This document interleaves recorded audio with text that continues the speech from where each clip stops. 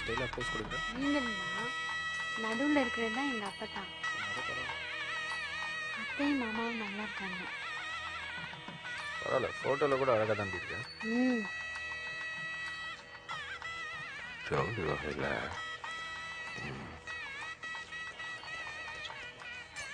12,000 ரூபாய்க்கு. என்ன ஜவுளி வகையில் 12,000 ரூபாய்க்கு. போக்குவரத்து செலவு தான் கொஞ்சம் கூடிருச்சோ? உங்கள் சொந்தக்காரங்க தான் எல்லா ஃபோட்டோலையும் இருக்காங்க. ஃபோட்டோன்னு வந்து நின்று அந்த பந்தல் ஐட்டத்தில் இது மட்டும் என்னங்க? எவ்வளோப்பா? பந்தல் ஐட்டத்தில் 2,000 எழுதி. இந்தாங்க மாமா. எல்லா படமும் பார்ப்போம். பிரியா நீங்கள் எடுத்துக்கங்க. இல்லை, நீ எனக்கு வேண்டாம்.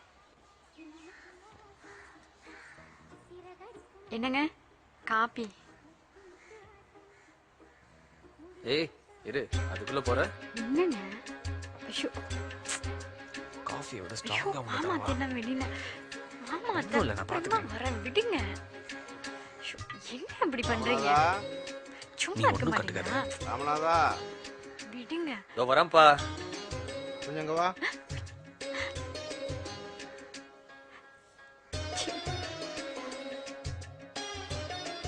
இந்தா இதில் 5,000 ரூபா பணம் இருக்கு.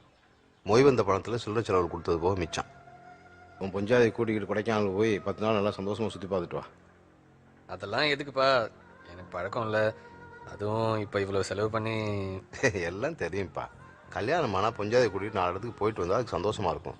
அந்த பொண்ணு உங்களோட பழையவனை பற்றி புரிஞ்சுக்கணும்ல. அப்பா சொன்னால் அது அர்த்தம் இருக்கும். இப்படி